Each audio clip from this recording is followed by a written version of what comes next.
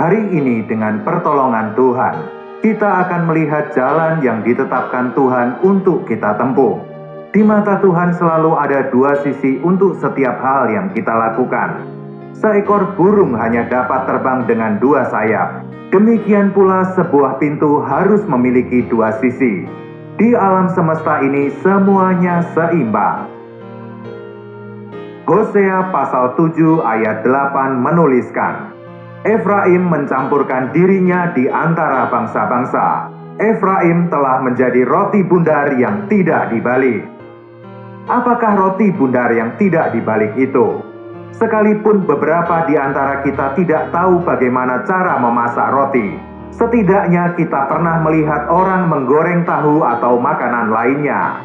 Bila seseorang hanya terus memasak di satu sisi tanpa membaliknya, hasilnya satu sisi mentah dan sisi lainnya terlalu matang atau gosong.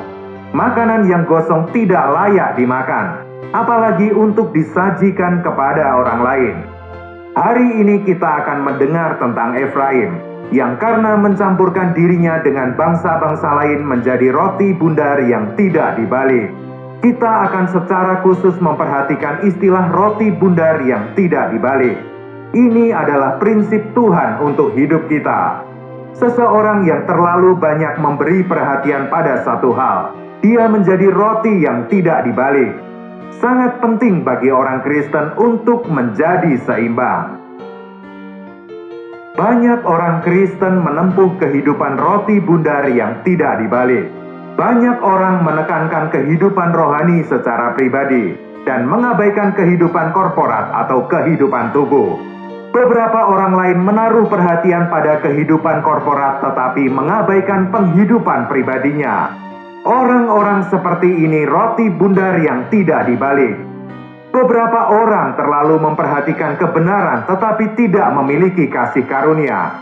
Adalah sangat baik untuk menjadi orang benar, tetapi hanya memperhatikan kebenaran tanpa peduli kasih karunia adalah roti bundar yang tidak dibalik. Beberapa orang selalu bersikap baik terhadap orang lain, tetapi mereka tidak memiliki kebenaran. Mereka terlalu memperhatikan kasih karunia dan mengabaikan kebenaran. Ini pun merupakan roti bundar yang tidak dibalik. Masih ada banyak contoh roti bundar yang tidak dibalik yang tidak dapat kita sebutkan satu persatu. Tidak satu kebenaran pun yang perlu ditekankan secara berlebih. Segalanya perlu seimbang. Dengan Alkitab kita harus menyadari dua hal. Yang pertama adalah fakta, dan yang kedua adalah prinsip. Suatu fakta mengharuskan kita untuk percaya, sedangkan prinsip menuntut kita untuk taat. Banyak orang hanya memperhatikan fakta tapi mengabaikan prinsip, sedangkan yang lain hanya memperhatikan prinsip dan banyak membicarakan ketaatan, tetapi tidak memperhatikan fakta-fakta yang telah digenapkan Kristus. Orang-orang ini juga adalah roti bundar yang tidak dibalik. Penekanan yang berlebihan pada satu sisi akan menyebabkan seorang Kristen memiliki kehidupan yang menyimpang dan tidak membawanya pada kesempurnaan. Kita tidak seharusnya menjadi roti bundar yang tidak dibalik. Hari ini kita akan mengulas 4 aspek yang orang Kristen perlu perhatikan.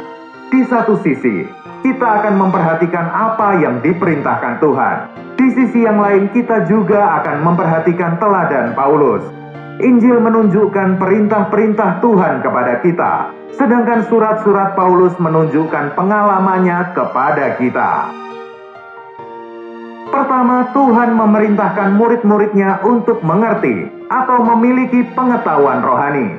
Tuhan berkata, "Siapa bertelinga, hendaklah ia mendengar." Kemudian Tuhan juga berkata sekali lagi, "Karena itu setiap ahli Taurat yang menerima pelajaran dari hal kerajaan surga, itu seumpama tuan rumah yang mengeluarkan harta yang baru dan yang lama dari perbendaharaannya." Ayat-ayat ini berbicara tentang pengetahuan rohani. Bila seseorang yang percaya bukan roti bundar yang tidak dibalik, dia pasti maju dalam pengetahuan rohani. Kedua, seseorang harus memiliki iman.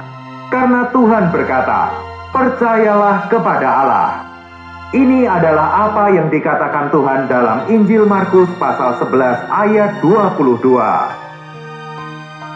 Ketiga, Tuhan berfirman, "Karena itu mintalah kepada Tuhan yang empunya tuaian, supaya ia mengirimkan pekerja-pekerja untuk tuaian itu."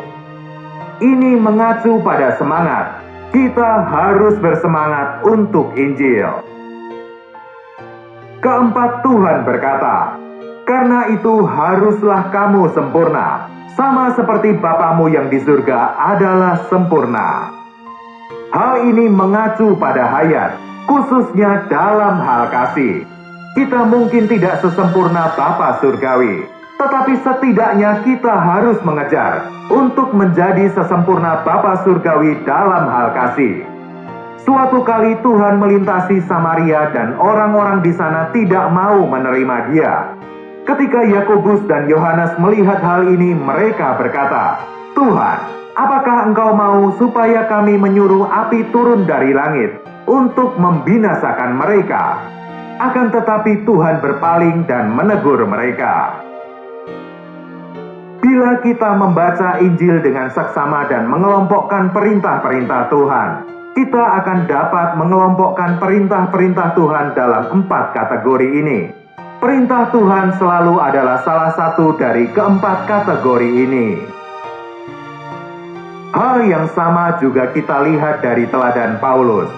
Ini sebabnya mengapa Paulus dapat berkata, "Jadilah pengikutku, sama seperti aku juga menjadi pengikut Kristus." Tuhan mengizinkan utusan iblis untuk menekan Paulus, agar Paulus tidak meninggikan diri karena pengetahuannya. Paulus dibawa ke surga tingkat ketiga dan mendengar kata-kata yang tidak boleh diucapkan manusia. Paulus mengerti banyak misteri atau pengetahuan rohani. Paulus menyebutkan pernyataan-pernyataan ilahi yang luar biasa yang diterimanya, dan bahwa dia tidak kalah dari rasul-rasul yang luar biasa itu. Mengenai iman, Paulus berkata, "Sebab hidup kami ini adalah hidup karena percaya, bukan karena melihat." Paulus berkata bahwa dia pernah bertarung melawan binatang buas di Efesus. Dia bahkan putus asa untuk hidup.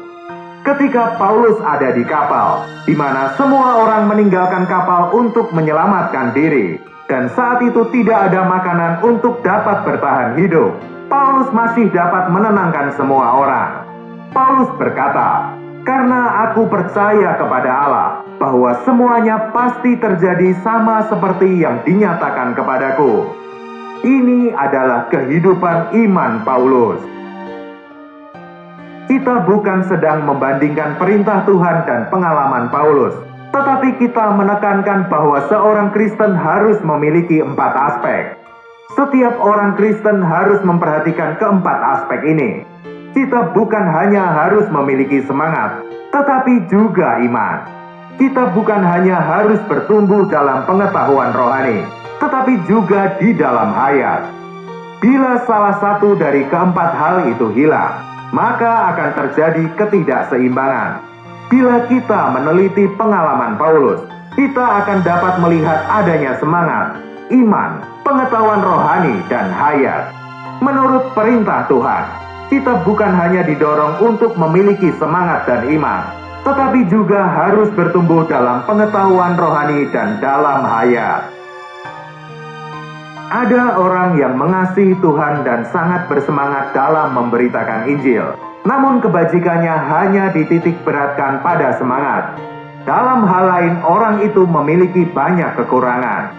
Di sisi lain, ada orang yang pandai menghafal kitab suci. Dia sangat fasih menjelaskan ayat demi ayat dalam berbagai cara, tetapi dia kurang dalam hal iman, sehingga saat sakit dia putus asa dan harus mencari dokter. Dia dapat berbicara tentang iman, tetapi tidak memiliki pengalaman tentang pengetahuannya. Ada pula orang yang memiliki iman yang sangat kuat. Orang itu dapat percaya bahkan saat tidak memiliki apapun di sakunya. Namun aspek yang lain tidak sekuat iman yang dimilikinya. Apakah berarti bahwa orang Kristen dapat dibagi menjadi 4 kategori? di mana ada yang bersemangat, ada yang beriman, ada yang berpengetahuan rohani, dan ada yang penuh dengan hayat. Kita bukan dengan sengaja memisah-misahkan orang dalam 4 kategori ini. Kita hanya mengatakan bahwa secara alami ada 4 kelompok. Ketika seseorang mengembangkan diri di bidang tertentu dan menjadi maju dalam perkara itu, mereka yang bersentuhan akan merasakan bahwa dia unggul di aspek itu. Semoga kita tidak memiliki niat untuk mengkritik orang lain, melainkan belajar dari perkara ini. Selama seseorang hanya memiliki pertumbuhan di aspek tertentu, pertumbuhannya akan terdistorsi. Sulit untuk menemukan orang Kristen yang maju dalam keempat aspek itu. Kita tidak boleh hanya menitik beratkan pada satu aspek. Bukan seperti ini yang Tuhan mau. Ada beberapa orang yang baik dalam hal iman. Kita harus meneladani iman mereka. Ada yang baik dalam pengetahuannya. Kita pun perlu meneladani pengetahuan mereka. Beberapa baik dalam hal hayat. Kita harus meneladani mereka dalam hayat. Yang lain baik dalam hal semangat. Kita pun harus meneladani mereka dalam semangat. Kita harus tambah dan mengejar keempat hal tersebut. Iman memampukan kita untuk menerima kuasa Tuhan. Pengetahuan rohani memungkinkan kita mengerti hal-hal tentang Tuhan. Hayat memungkinkan kita untuk mengekspresikan kasih dan terang Tuhan. Semangat memampukan kita untuk membawa Tuhan kepada manusia dan menyalurkan keselamatan Tuhan kepada manusia. Kapanpun ada kesempatan, kita hendaknya membagikan Injil dan bersaksi kepada rekan, anggota keluarga, dan anak-anak kita. Bila kita hanya menekankan salah satu dari 4 aspek ini, kita adalah roti bundar yang tidak dibalik. Pengetahuan rohani juga sangat penting. Bila seorang Kristen tidak mengetahui kebenaran dasar Alkitab, tidak mengerti prinsip-prinsip pekerjaan Tuhan, dan tidak memahami garis besar dalam Alkitab, dia akan menerima semua jenis doktrin. Karena bila hanya memperhatikan iman, sama halnya dengan menjadi roti bundar yang tidak dibalik. Mereka yang tidak memiliki pengetahuan rohani, tidak akan tahu bagaimana menempuh perjalanan hidupnya, dan tidak dapat memimpin orang lain untuk terus maju, karena diri mereka sendiri buta.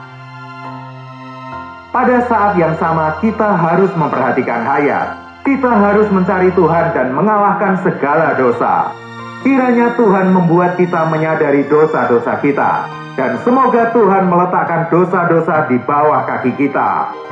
Berapa banyak dari kita dapat mengatakan bahwa kita telah mengalahkan segala dosa melalui Kristus yang hidup di dalam kita. Bila seorang Kristen tidak bertumbuh, hal itu karena dia belum menangani dosa-dosanya. Setiap hari kita harus menyangkal dan menangani diri kita. Kita tidak hanya berurusan dengan dosa setiap hari, tetapi kita juga harus taat kepada Tuhan. Kita harus membiarkan Roh Kudus bekerja di dalam kita hari demi hari, sehingga hayatnya dapat mengalir keluar dari dalam kita. Bila kita damba menjadi orang Kristen yang sempurna, kita harus mengejar 4 hal ini. Kita harus terbangun dengan seimbang di keempat aspek tersebut. Kita tidak seharusnya menjadi roti bundar yang tidak dibalik. Kita tidak seharusnya hanya mengejar kasih. Kita harus juga mengejar pengetahuan rohani. Pada saat yang sama kita harus mengejar iman dan semangat, agar kita dapat menyenangkan hati Tuhan. Tuhan memberkati.